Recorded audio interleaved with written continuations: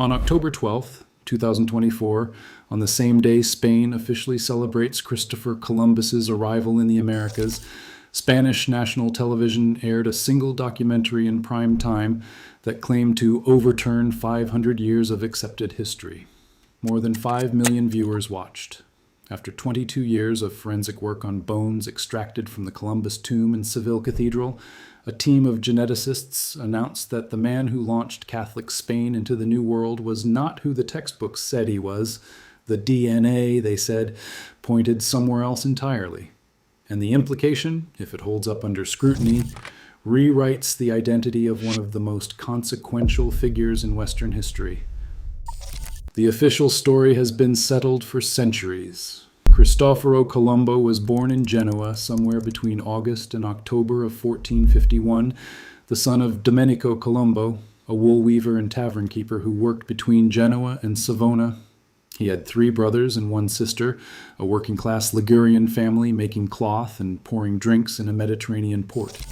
He grew up, went to sea, drifted to Portugal, then to Spain, and convinced Ferdinand and Isabella to fund a voyage west.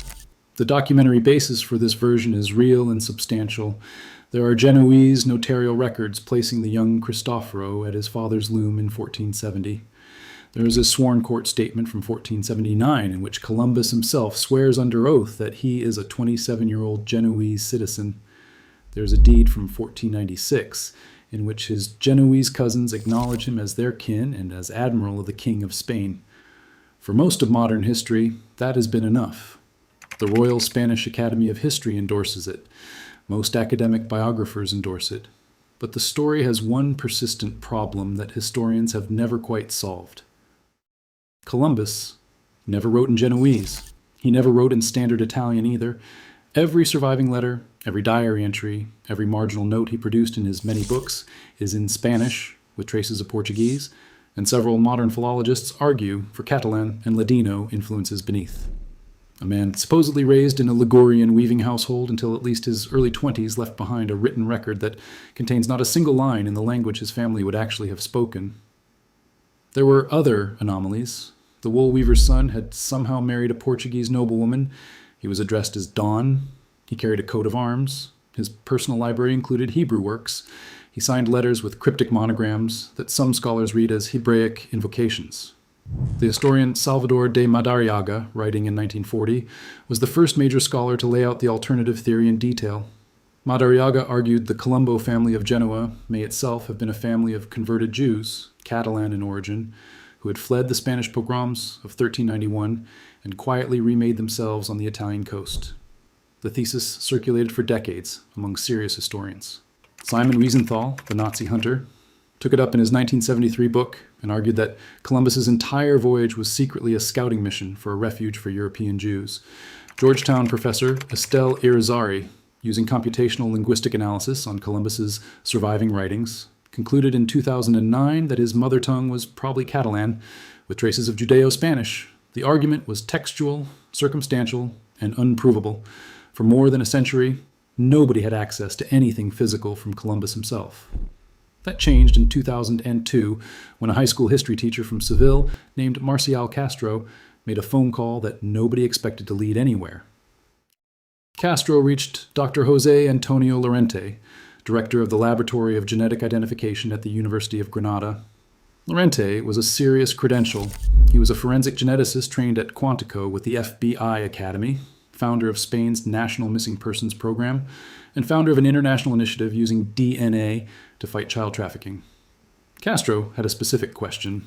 The Columbus tomb in Seville Cathedral, the elevated sarcophagus borne by 4 bronze kings representing the medieval kingdoms of Castile, Aragon, Navarre, and Leon, was claimed to hold the admiral's remains. But for over a century, the Dominican Republic had insisted that the real Columbus was buried in Santo Domingo. Could DNA settle which side was right? Lorente agreed. Permission was granted by church and state. On June 2nd of 2003, 3 tombs were opened. The team extracted material from the Seville sarcophagus, from the burial of Columbus's son Hernando in the same cathedral, and from the burial of Columbus's brother Diego in a related Carthusian site. The Columbus sample was tiny. Lorente described it as pea-sized.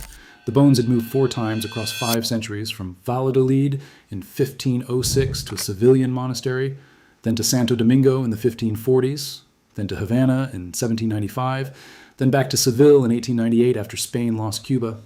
Every relocation was a potential source of contamination. The early analysis worked. Mitochondrial DNA from Diego matched the Seville remains, showing a brother relationship and that Seville's tomb did in fact contain Columbus. But the bigger question, where Columbus actually came from, hit a wall. The DNA was too degraded for the sequencing technology of the mid-2000s. The project effectively stalled for the next 15 years. It was the maturation of next-generation sequencing in the late 2000 teens and the slow refinement of ancient DNA extraction methods that finally allowed the team to return to material they had been holding in cold storage. And what they found, when they could finally read it, was not Genoese. On the primetime documentary that aired October 12, 2024, Lorente put it carefully. There are traits, both in the Y chromosome inherited from Columbus's father and in the mitochondrial DNA traced through his son Hernando's maternal line, compatible with Jewish origin. The DNA, he said, placed Columbus's family in the Western Mediterranean, and he added one sentence that made the implication unmissable.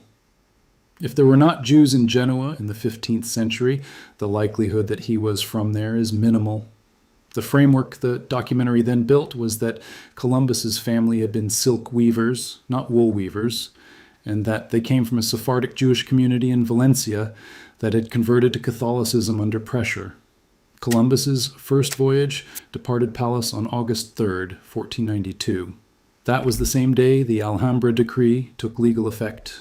Roughly 300,000 Jews were forced into exile, while one fleet sailed west under a captain whose own family may have been quietly erased the same week.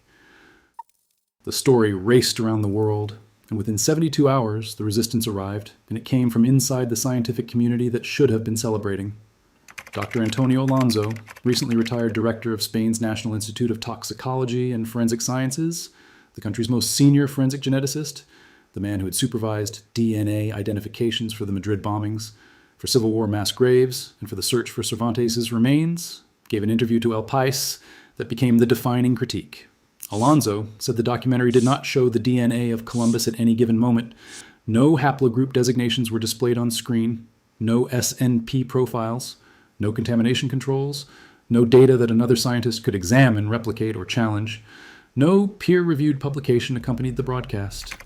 Dr. Ángel Caracedo at the University of Santiago de Compostela, one of the most cited forensic geneticists in Europe, had received DNA samples from Lorente years earlier and reported the material as tremendously degraded. He had quietly distanced himself from the project.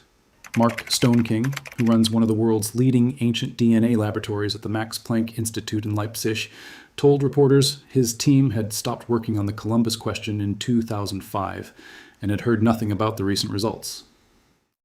Even scholars who found the underlying Sephardic thesis plausible pushed back on the framing. Devin Narr, chair of Sephardic Studies at the University of Washington, made the point that has to be made about any DNA-based historical claim. Jewish identity is not encoded in DNA. Even if the haplogroups eventually hold up under proper peer review, all they could establish is that Columbus had Sephardic ancestry somewhere in his family tree. They cannot tell us whether he knew it, whether his family practiced Judaism in secret, whether he was a sincere Catholic, a hidden Jew, or simply a man whose ancestors had survived by forgetting. They cannot tell us whether the voyage of 1492 was a Catholic imperial mission, as Columbus's own letters to Ferdinand and Isabella suggest, or, as Wiesenthal once argued, a desperate search for somewhere his people might survive. The phrase Lorente, used on television, was carefully chosen, compatible with not is. The distance between those two phrases is the entire scientific question. As of this recording, no peer-reviewed paper from Lorente's team confirming the Sephardic conclusion has appeared. The Columbus bones in Seville may have finally been made to speak, or they may still be waiting for a scientist willing to show the rest of us what they actually said. What sits underneath all of this, regardless of what the science eventually proves, is a question Spain has been carefully not asking for 500 years. If the man who founded the European New World was himself the descendant of a community Spain was expelling in the same year, then the founding act of one empire was simultaneously the erasure of one of its oldest civilizations on the same continent. That is not a question genetics can answer. It is the question that remains when the science is finished, and it turns out to be considerably more interesting than the one the official biography was designed to prevent anyone from asking. If you found this story worth your time, hit subscribe for more like it.